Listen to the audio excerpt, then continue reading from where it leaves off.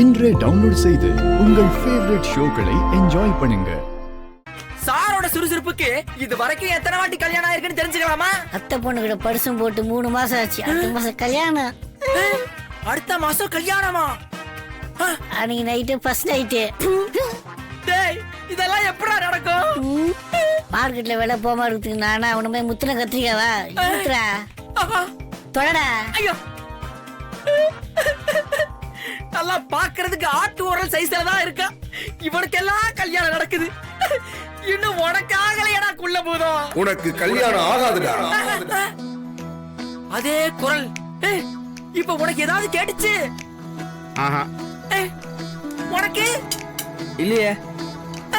அப்ப ஏன்னா எனக்கு மட்டும் கேக்குது? யாரா இருக்கும்?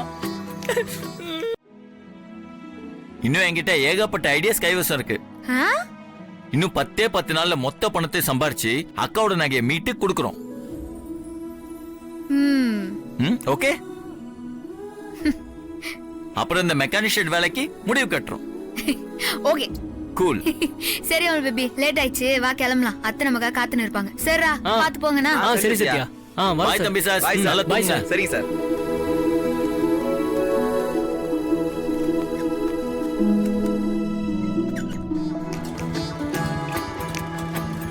அதான் நம்ம ரெஸ்டாரண்ட். இதுவா? இங்கயா? இங்கெல்லாம் ஃபுட் நல்லா இருக்குமாங்க? நாமல் பேபி லைட்டா பணகார புத்தி எட்டி பாக்குற மாதிரி இருந்த. அப்படிலாம் ஒண்ணு இல்லையே. இங்க தானே சூப்பரா இருக்குங்க. நம்ம இங்கே சாப்பிட்டுருமே. வா வாங்க.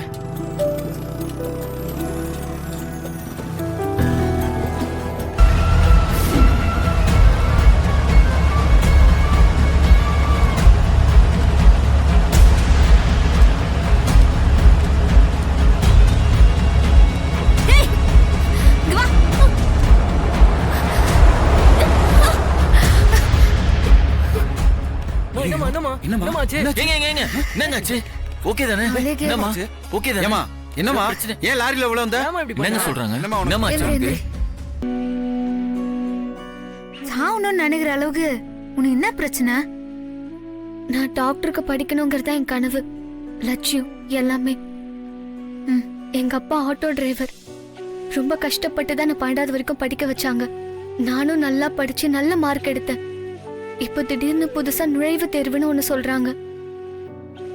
அது என்னன்னு கூட எனக்கு தெரியாது. அப்புறம் எப்படி நான் அதுல பாஸ் பண்ண முடியும்? இத்தனை வருஷமா டாக்டர் கனவுல இருந்துட்டு அது நடக்காதுன்னு தெரிஞ்ச உடனே அதனால தாங்கிக்க முடியலக்கா. இங்க பாருமா, இந்த உலகத்துல மாற்றம் ஒன்றே மாறாதது. ஒவ்வொரு காலகட்டத்திலயும் ஏதாவது ஒண்ணு புதுசா வந்துனே தான் வருவோம். எது வந்தாலும் போராடி ஜெயிக்க தான் பாக்கணுமே தவிர இந்த மாதிரி பயந்து கோலத்தனமா சாகிறதுக்கெல்லாம் முயற்சி பண்ணக்கூடாது. போராடணும்னா எப்படிக்கா போராடுறது? நான் படிச்சதுக்கும் அந்த பரீட்சைக்கும் சம்பந்தமே இல்லைன்னு சொல்றாங்க. இல்லம்மா, ஏதோ அப்படி இல்ல. அது என்னமோ அவள் பேபி, அது என்ன சொல்லுவாங்க? Coaching class. கோச்சிங் கிளாஸ் அந்த மாதிரி ஏதோ இருக்குதுல்ல, அதுல சேர்ந்து படி, நல்லபடியா படிச்சு பாஸ் ஆகு. எல்லாருமே இப்படி ஈஸியா சொல்லிடுறீங்கக்கா. ஆனா அத படிக்கிறவங்களால மட்டும்தான் அந்த கஷ்டத்தை உணர முடியும்.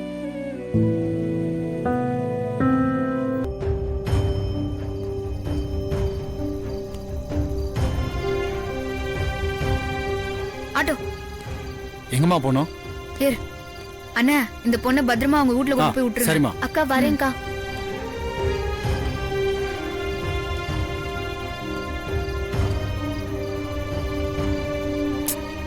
காசு இல்லைன்னா கனவு ஆசை எதுவுமே இல்லாம போயிடலாம் பேபி. இன்னும் இந்த பொண்ணு மாதிரி எத்தனை பேர் இருக்காங்களோ தெரியல. என்ன பேபி, நான் ஏதாவது தப்பு பண்ணிட்டேனா? நீங்க பண்ணது தப்பா சரியாலன்னு சொல்ல தெரியல. ஆனா உங்களை மாதிரி ஒரு மனசு யாருக்குமே இருக்காதுங்க. நமக்கே தேவை அதிகமா இருக்கும் போது முகம் தெரியாத ஒருத்தருக்காக இருக்கிறதையும் அள்ளி கொடுக்கறதெல்லாம் பெரிய விஷயங்க. பெரிய மனசு வேணும்.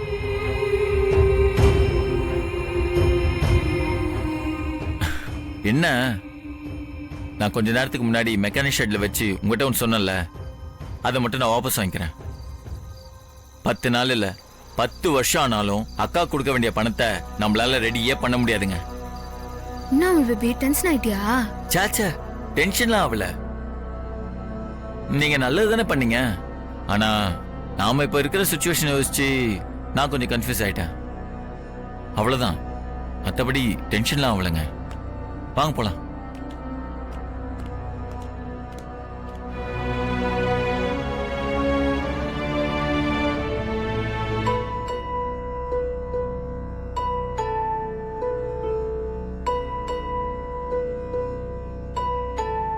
என்ன பேபி என் மேல கோமா இருக்கிறியா? சாச்சா, அப்படிலாம் ஒண்ணும் இல்லைங்க. எனக்கு தெரியும் அவள் பேபி. என்னடா கஷ்டப்பட்டு சம்பாதிச்ச காசை இப்படி டக்குன்னு தூக்கி குத்துட்டாலேன்னு தானே யோசிச்சுன்னு இருக்கா? கொடுத்தது தப்புன்னு தோணலங்க. உங்களுக்கே 1008 பிரச்சனை இருக்கு. ஆனா ஒரு பொண்ணோட உயிர் பிரச்சனைன்னதும் நீங்க எதை பத்தி யோசிக்காம உதவி பண்ணீங்கல்ல, அந்த மனசு யாருக்கு வரும் தான் நான் யோசிச்சேன். உண்மையிலே நீங்க ரொம்ப கிரேட்டுங்க. நம்மளுக்கு எவ்வளவு பிரச்சனை இருந்தாலும் நம்ம அடுத்தவங்களுக்கு உதவணுன்ற குணம்லாம் பை பர்த்லே வரணுங்க. அதெல்லாம் கத்துக்கிட்டுலாம் வராது. அப்புறம் ஏன் நீ ஒரு மாதிரி சோகமா இருக்கிற? சோகம்லாம் இல்லைங்க. நான் என்ன டீப்பா யோசிச்சுட்டு இருக்கேன்னா, நாளைக்கு என்ன இலவசம் கொடுத்து கஸ்டமரை மெக்கானிக் ஷெட் வர வைக்க போறோம் தான் யோசிச்சுட்டு இருக்கேன்.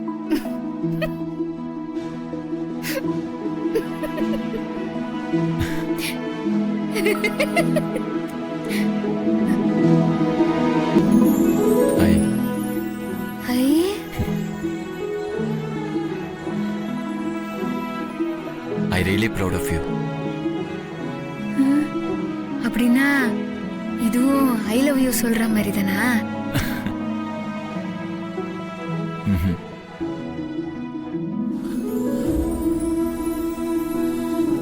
அப்புறம் இதுக்கு என்ன அர்த்தம்? நான் உங்களை நினைச்சு ரொம்ப பெருமைப்படுறேன்னு அர்த்தம். அவள்தானா? இதத்தான் சொன்னியா?